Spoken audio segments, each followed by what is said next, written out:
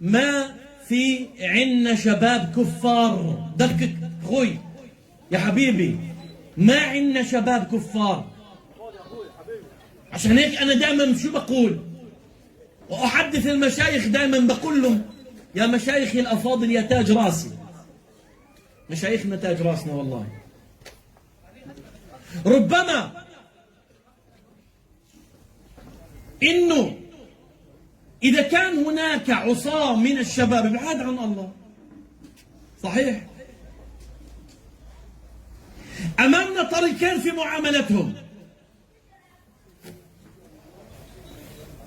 ممنوع الشاب اللي بعيد عن الله يشعر إنه أهل الدين بعادوه.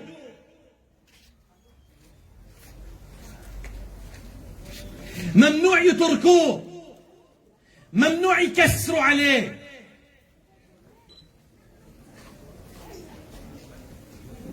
ممنوع يسمعوه كلام مش كويس. ليه؟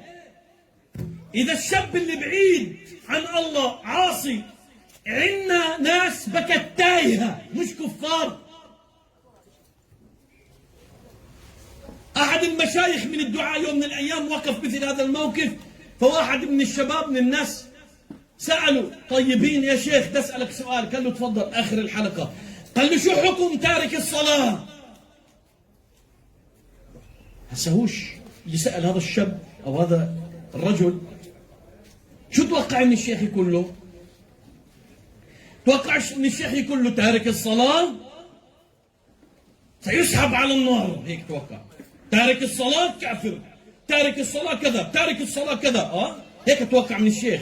ولكن بحكمة دعوية وبحس مرهف وبقلب مرتبط بالله وبروح نقية، تخيل الجواب شو جاوبوا؟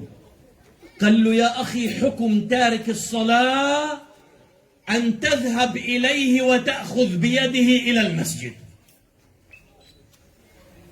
كيف الجواب؟ متوقع؟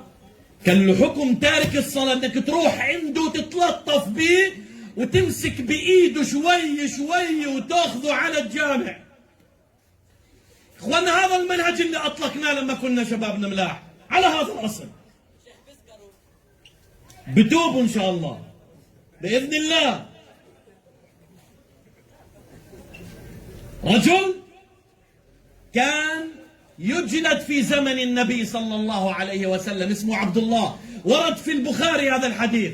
يجلد، جلده النبي صلى الله عليه وسلم. إلك عمي هذا الجواب حبيبي لكل اللي بيسأله. جلده الرسول على شرب الخمر. دقق، الحديث في البخاري، يعني الحديث مدعوم، يعني الحديث صحيح. جلدوا النبي، وكان في الرواية يضحك رسول الله، يعني النبي صلى الله عليه وسلم لما يقعد معه ينبسط، يضحك النبي صلى الله عليه وسلم، يفرح عن قلب الرسول. وأكثر من مرة جلدوا الرسول على شرب الخمر.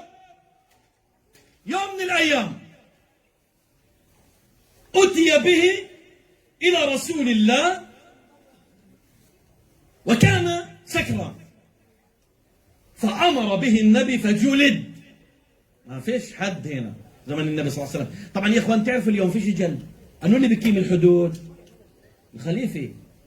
واحنا اليوم ما في دولة اسلامية ولا في خلافة. اذا شو ظل؟